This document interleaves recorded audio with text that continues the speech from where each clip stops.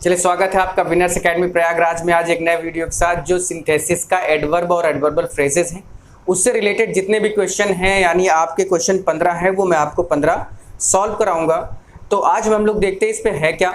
एक बात समझना पहले कि एडवर्ब और एडवर्बल फ्रेज, ठीक है, एक है एडवर्ब और एक है एडवर्बल फ्रेज, ठीक है। अब देखिए, एडवर्ब और एडवर्बल फ्रेज में क्या होता है कि एडवर्ब वर्ब की विशेषता बताने वाला होता है। एडवर्बल फ्रेज क्या होता है, एल वाई लग जाए जिस वर्ब में, यानी जो एक ऐसा शब्द जो वर्ब की विशेषता बता रहा हो और उसमें क्या लग जाए, एल वाई लग जाए, तो वो एडवर्बल फ्रेज होता है। यानी ये वर्ब की विशेषता बताते हैं, ये भी वर्ब की ही विशेषता बताते हैं, लेकिन फर्क क्या है, एल वाई लगकर बताते हैं। जैसे एक सेंटेंस देखिए, जैसे नो डाउट होता है, तो देखिए नो डाउट क्या है, एक आपका एडवर्ब है। नो डाउट एक एडवर्ब है, लेकिन इसी को हम एडवर्बल फ्रेज में बदलें तो अनडाउटली हो जाता है। नो डाउट क्या है, एक एडवर्ब है, लेकिन जैसे हमने इसको एडवर्ब, ये भी एक एडवर्ब है, लेकिन ये एक एडवर्बल फ्रेज क्या है कि अनडाउटली, यानी एल वाई लग जाने से क्या हो जाता है, अनडाउटली, यानी वो आपका एडवर्बल फ्रेज हो जाता है एल वाई लग जाने से। अब आज इसी से रिलेटेड हम लोग को सेंटेंस देखना है। अगर सेंटेंस में पॉसिबिलिटी है कि उसको केवल एडवर्ब बनाया जाए तो वो एडवर्ब भी बनेगा। अगर सेंटेंस की पॉसिबिलिटी है कि वो एडवर्बल फ्रेज में बदला जा सकता है, यानी एल वाई भी लगाया जा सकता है, तो वो भी होगा। तो आगे देखते हैं इसमें हम लोग कि इसका जो पहला सेंटेंस होगा वो कैसा होगा। तो देखिए, पहला सेंटेंस जो हमारा है वो बहुत अच्छा है कि the rose has thorns, it is certain. The rose has thorns, यानी रोज में, यानी गुलाब में कांटे होते हैं। इट इज सर्टेन, ऐसा निश्चित है। The rose has thorn, it is certain. अब देखिए, अगर इसको हम लोग बनाने की कोशिश करें, ठीक है, इसको हम लोग कैसे बनाएं, केवल एडवर्ब के माध्यम से बनाएं, तो इसको एडवर्ब के माध्यम से भी बड़ी आसानी से बनाया जा सकता है। कि ऐसे बनाया जा सकता है, पहले तो इसको ऐसे बनाते हैं, यानी एल वाई का यूज करके बनाए अगर, कि सर्टेनली फिर कॉमा, फिर लिख सकते हैं कि द रोज हैज थॉर्न्स। ये कर सकते हैं, पहला तरीका है ये, यानी ये आपका पहला तरीका है। दूसरा तरीका और भी है कि the rose has thorns certainly. The rose has thorn certainly, यानी एल वाई का प्रयोग। अब देखिए, इसको नॉर्मली एडवर्ब में नहीं बदला जा सकता था, इस वजह से इसके लिए हमने क्या यूज किया, एडवर्बल फ्रेज का यूज किया, यानी आपने एडवर्ब वाले शब्द में एक एल वाई लगाया। तो एक चीज ये क्लियर मान लीजिए कि अगर एडवर्बल फ्रेज से बात हो रही है या एडवर्ब से रिलेटेड सेंटेंस की बात हो रही है, तो इसका मतलब है कि पहले वाले सेंटेंस में तो आपको हो सकता है एडवर्ब ना मिले, लेकिन दूसरे वाले सेंटेंस में एडवर्ब आपको जरूर मिलेगा, और उसी एडवर्ब में आपको एल वाई लगाना है, तब तो वो एडवर्बल फ्रेज हो जाएगा। ये आपको थोड़ा सा ध्यान देना है, ये आपको याद रखना है, ठीक है। नेक्स्ट सेंटेंस हम लोग देखते हैं। जो नेक्स्ट सेंटेंस है हमारा कि ग्रेट पीपल सर्व दियर कंट्री। ग्रेट पीपल सर्व दियर कंट्री, यानी महान लोग अपने देश की सेवा करते हैं। और their service is selfless. Their service is selfless, ठीक है, यानी उनकी जो महान लोग होते हैं वो अपने देश की सेवा करते हैं, और उनकी सेवा करने का भाव कैसा होता है, निस्वार्थ होता है। अब जैसे इस सेंटेंस को हम लोग एडवर्ब या एडवर्बल फ्रेज में बदलने की कोशिश करें, तो एडवर्ब तो मैंने कहा कि विदाउट एल वाई, और एडवर्बल फ्रेज यानी विथ एल वाई का प्रयोग करके। अब जैसे इस सेंटेंस को बनाने की कोशिश किया जाए तो क्या बनेगा कि सबसे पहले कि यहां पर इसको ऐसे बनाया जाए कि ग्रेट पीपल सर्व दियर कंट्री सेल्फलेसली। एल वाई यहां पर भी लगा, एल वाई यहां पर भी लगता था, एल वाई यहां पर भी लग रहा है। यानी कहने का मतलब है कि जिस सेंटेंस को आप केवल नॉर्मल एडवर्ब नहीं बना पाते हैं तो कोई बहुत बड़ा काम नहीं, ये नहीं कि वो गलत हो जाएगा, आप उसमें एल वाई को यूज करके एडवर्बल फ्रेज में चेंज कर सकते हैं। इस तरह से आप सेंटेंस को बनाएंगे। नंबर थर्ड है, अब देखिए इस LY का मतलब से होता है, यानी महान लोग देश की सेवा निस्वार्थ भाव से करते हैं। निश्चित रूप से गुलाब में कांटे होते हैं, ठीक है, निश्चित रूप से गुलाब में कांटे होते हैं, तो निश्चित रूप से, निस्वार्थ भाव से, तो LY का जो मतलब ही होता है वो होता है से, ठीक है।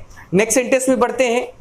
ये सेंटेंस बहुत अच्छा है कि he was at fault, he was at fault, he was at fault, ठीक है, पहला सेंटेंस हमारा है। दूसरा है there is no doubt about it, there is no doubt about it.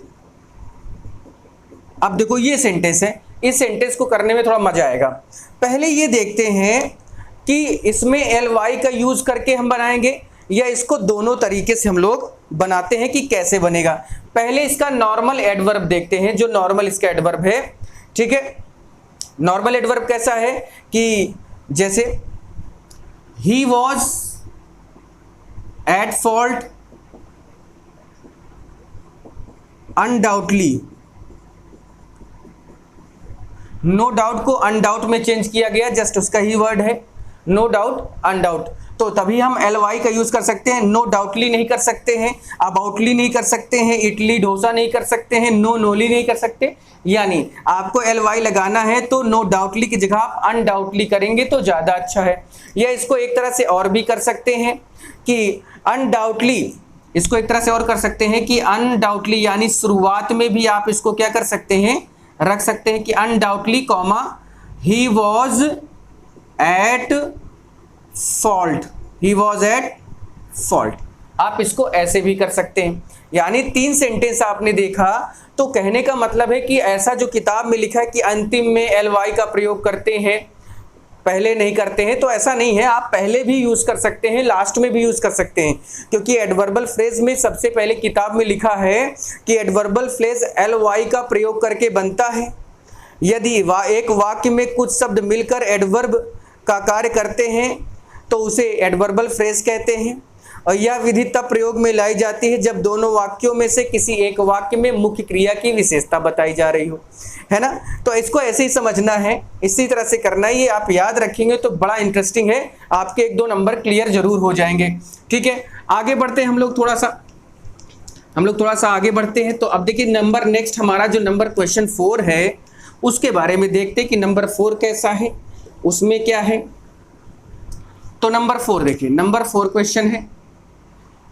Question है कि he went to market, he was in hurry, he went to market, he was in hurry, he was in hurry, ठीक है। ये हमारा sentence है। अब जैसे इस सेंटेंस को करने जाओगे तो कैसे करोगे, पहले इसका नॉर्मल सा एडवर्ब बनाते हैं कि he went to market, he went to market, ठीक है। ये हम एक नॉर्मल सा सेंटेंस बनाएंगे कि he went to market in hurry, यानी ये आपका एक एडवर्ब है, ये आपका एक एडवर्ब सेंटेंस है। लेकिन जैसे ही हम एडवर्बल फ्रेज की बात करेंगे तो एडवर्बल फ्रेज में क्या होगा उसको देखते हैं कि he went to market, he went to market, और जब भी आप LY का यूज करेंगे तो आपको एक काम करना होगा, हरीडली करना है, यानी इसको हम ऐसे बना सकते हैं और ये आपका क्या बन गया, एडवर्बियल फ्रेज बन गया, ठीक है। तो नॉर्मल एक एडवर्ब, हरी एक वो एडवर्ब है, हरी एक एडवर्ब है, तो हरी को हमने हरली नहीं किया। अगर हम इसमें LY लगाना चाहते हैं तो हमें क्या करना होगा, हमें कहीं ना कहीं DLY का यूज करना होगा, ठीक है। ये याद रखना है आपको। तो he went to market, he was in hurry, तो he went to market in hurry ये भी आप बना सकते हैं, या he went to market hurriedly ये भी आप बना सकते हैं, यानी दोनों सेंटेंस आप बना सकते हैं बिना किसी प्रॉब्लम के। नंबर 5 है कि I shall return by the morning, I shall return by the morning I shall return by the morning, ठीक है। उसके बाद है I am definite about it, I am definite about it, ठीक है। ये सेंटेंस हमारा है। अब इस सेंटेंस को भी देखो दो तरह से बनाया जा सकता है। पहले तो हमारा जो मेन शब्द है यानी रिटर्न के बारे में जो बात कही जा रही है वो है डेफिनिट, यानी ये एक एडवर्ब है। और अब इसको अगर हम बनाने की कोशिश करें तो इसका सबसे पहले जो बनेगा वो बनाने की कोशिश कैसे होगी कि डेफिनेटली, डेफिनेटली कर दो कि definitely I shall return by the morning, यानी निश्चित रूप से कंफर्म है कि मैं कल सुबह तक आ जाऊंगा, निश्चित रूप से। एक ये हुआ, और एक आप इसको ऐसे भी कर सकते हैं कि I shall return by the morning definitely, आप इसको ऐसे भी कर सकते हैं, या और लगाकर कि I shall return by the morning, I shall return by the morning. उसके बाद आप लिख सकते हैं डेफिनेटली, ये भी आप कर सकते हैं। तो क्लियर हो गया, यानी आपको कैसे करना है, एक एक सेंटेंस को आप दो दो तरह से कर सकते हैं। तो इसमें कोई बहुत बड़ा काम नहीं करना है आपको, आप आराम से इसको कर सकते हैं। हाँ, बस करना चाहिए आपको। यानी इसके बाद भी आपके पास बुक है तो उसकी एक्सरसाइज सॉल्व कर डालो, जिससे आपको फायदा रहे, यानी ये सब सेंटेंस आपके दिमाग में पूरी तरह से बैठा रहे, रट जाए। नंबर 6 है I thanked him, I thanked him, I did it with all my heart, I thanked him, I did it with all my heart, यानी मैंने उसका शुक्रिया अदा किया, पूरे दिल से किया, पूरे दिल से किया। से आया किसके साथ, दिल से। अब अगर इस सेंटेंस को हम लोग एडवर्बल फ्रेज में बदलना चाहें तो एडवर्बल फ्रेज में बदलने के लिए कैसे करोगे, ठीक है। पहले इसको नॉर्मल बनाएंगे कि I thanked him, I thanked him, पहले ये कहा हमने, ठीक है। फिर उसके बाद आप लिख सकते हैं with all my heart, all my heart, यानी ये आपका एक एडवर्ब है नॉर्मल सा, ये आपका एक एडवर्ब है नॉर्मल सा। लेकिन जब आप इसको एडवर्बल फ्रेज में बदलेंगे तो कैसे करेंगे कि I thanked him, I thanked him, I thanked him heartedly, TEDLY, heartedly करना। hearted को ये नहीं समझना कि ये वर्ब की थर्ड फॉर्म है तो इसमें हमने ly लगा दिया, ऐसा नहीं, ये एडवर्ब है और एडवर्ब में ही ly लग रहा है। heartedly होता है heartily, heartily यहाँ पर नॉर्मली हम लोग बोल सकते हैं कि heartily I thanked you heartily, या heartily I welcome you कहते हैं, लेकिन यहाँ पर हार्टेडली का यूज कैसे कर रहे हैं आप, एक एडवर्बल फ्रेज के रूप में कर रहे हैं, ठीक है। नेक्स्ट हमारा है कि the river was flowing, its flow was slow, the river was flowing यानी नदी बह रही थी, और इट्स फ्लो यानी उसका जो बहाव था, was, it's flow was slow, कैसा था, बहुत धीरे सा था, धीरे से धीरे धीरे बह रही है। तो अब आप इसको आराम से कर सकते हैं, आपको ये तो पता ही होगा, आराम से इसको हो जाएगा कि द रिवर वॉज फ्लोइंग। अब ये देखिए कि ly कहाँ पर लगाएंगे, फ्लोली तो करेंगे नहीं, वॉजली करेंगे नहीं, इटली करेंगे नहीं, तो बचा क्या, सबसे कंफर्ट जोन में आप जा रहे हैं तो स्लोली कर दीजिए, आराम से काम हो जाएगा, ठीक है। नेक्स्ट सेंटेंस है हमारा ही did it with great success, he did it with great success, he did it with great success, ठीक है। ये सेंटेंस थोड़ा सा मजेदार है, बहुत बढ़िया सेंटेंस है। इसको आप कैसे करेंगे, ठीक है, इसको आप कैसे करेंगे ये आप थोड़ा सा इस पे आपको सोचना होगा, इसको समझना होगा, तभी ये आएगा भैया। अब इसको कैसे करोगे, ठीक है, बहुत सोचने वाली बात है। नंबर 8 सोच रहा हूँ तुम लोग के लिए दे दूँ क्या, कि तुम लोग को मुझे कमेंट करके बताना, बता पाओगे। चलो अभी इसको नहीं दूंगा, जाते जाते एक सेंटेंस आपको दूंगा, लेकिन अभी इसको मैं बता देता हूँ, नहीं कहेंगे सर आपने वहां पे भी नहीं बताया, यहाँ पे भी नहीं बता रहे, मैं बता देता हूं, ठीक है, कि ही डिड इट। अब देखिए ग्रेटली और सक्सेसली नहीं कर सकते, तो जब सक्सेस है तो सक्सेस क्या है, एडवर्ब है, तो आप इसको ऐसे करिए ना कि ही डिड इट विथ सक्सेसफुली करना है भैया। कैसे करना है, सक्सेसफुली करना है,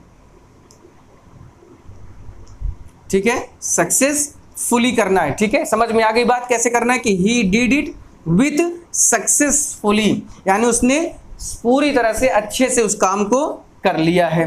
तो ही डिड इट सक्सेसफुली, या विथ का यूज करो चाहे ना करो, तो there is not a big deal, आप उसमें कोई परेशान होने की जरूरत आपको नहीं है कि आप यहां पर विथ का प्रयोग करें या ना करें, ठीक है। आगे बढ़ते हैं हम लोग थोड़ा सा, तो आगे इस तरह से आपको क्लियर होता जाएगा और आप इसको देखिएगा, पूरा सबको बताइएगा, कहिएगा, ठीक है, वीडियो शेयर करना जिससे सबके पास तक ये बात पहुंच जाए। तो 9वां नंबर है भैया कि ही spent all his money, this was foolish. He spent all his money, this was foolish. उसने अपने सारे पैसे खर्च कर दिए, स्पेंड मीन्स खर्च करना, तो उसने अपने सारे पैसे खर्च कर दिए, ये मूर्खतापूर्ण है, यानी उसने मूर्खतापूर्ण ढंग से सारे पैसे खर्च कर दिए। अब जब आप इसको करने का सोचेंगे तो आप इसको दो तरह से कर सकते हैं कि फूलिशली, आप इसको ऐसे कर सकते हैं कि फूलिशली ही स्पेंट ऑल हिज मनी, आप इसको ऐसे कर सकते हैं, या इसको ऐसे भी कर सकते हैं कि ही spent all his money foolishly, ये भी आप कर सकते हैं। तो यानी दोनों सेंटेंस में जो आपको सुटेबल लगे वो आप कर डालिए। नेक्स्ट है कि she will pass the exam it is certain, ये तो आपको पता ही है कि she will pass the exam it is certain, तो certainly she will pass the exam, या she will pass the exam certainly, यानी सर्टेनली आप पहले भी कर सकते हैं, सर्टेनली आप बाद में भी कर सकते हैं। तो मुझे नहीं लगता कि इसको कुछ लिखने की जरूरत है, ये पहले वाले सेंटेंस की तरह ही है कि the rose has thorns it is certain, तो certainly the rose has thorns पहला, या the rose has thorns certainly, ये उसी तरह से ये सेंटेंस भी है कि ही जैसे यहां पर है कि she will pass the exam it is certain, तो आप इसको ऐसे बनाएं कि certainly he will pass the exam, या she will pass the exam, या she will pass the exam certainly, चाहे जैसे आप करें उसको क्लियर हो जाएगा। 11वां है, ये बहुत अच्छा सेंटेंस है कि the leader spoke he spoke for few minute, he spoke for a few minute, ठीक है, ये सेंटेंस है हमारा।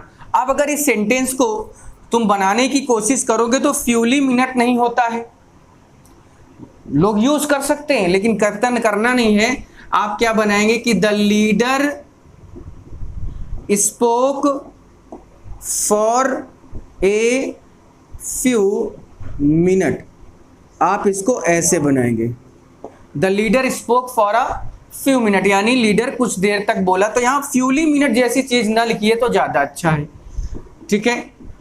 Number 12, he met with an accident, he met with an accident, यानी वो उसका एक्सीडेंट हुआ, लेकिन ही वॉज फॉर्चुनेट,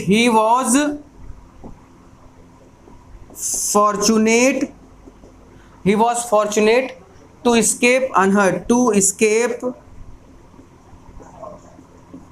unhurt, यानी उसका एक्सीडेंट हुआ लेकिन वो भाग्य से क्या हुआ, बचकर निकल गया, यानी उसे कोई दिक्कत नहीं हुई।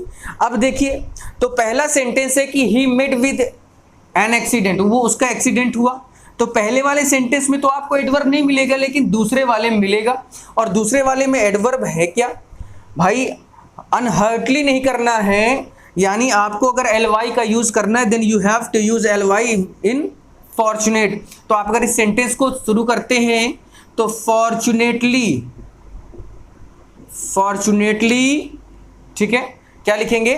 फॉर्चुनेटली। क्लियर हो रहा है कि इसको क्या लिखेंगे? फॉर्चुनेटली ही एस्केप्ड, देखिए इसको ऐसे करिए, fortunately he escaped from an accident. Fortunately ये हो गया, ही एस्केप्ड फ्रॉम एन एक्सीडेंट ये हो गया, यानी भाग्य से या किस्मत से वो एक्सीडेंट से क्या हो गया? बच गया। आप इसको ऐसे कर देंगे, ठीक है, क्लियर हो गया है। नंबर 13 देखते हैं। नंबर 13 है कि they refuse to listen to my proposal, कि they refuse to listen to my proposal, ठीक है, उन लोगों ने जो मेरा प्रपोजल था, मेरा प्रस्ताव था, उसे सुनने से इनकार कर दिया। एंड दियर रिफ्यूजल, और उनका मना करना, वॉज फर्म, यानी पक्के इरादे के साथ उन्होंने मना किया। तो फर्म ही ऐसा वर्ड है जहां पर हम एल वाई का यूज कर सकते हैं। नहीं तो खुद सोचिए, रिफ्यूजली नहीं करेंगे, प्रपोजली नहीं करेंगे या दियरली नहीं करेंगे, तो आपको करना क्या है इसमें? आपको इसमें करना क्या है कि आप इसको ऐसे बनाएं कि दे रिफ्यूज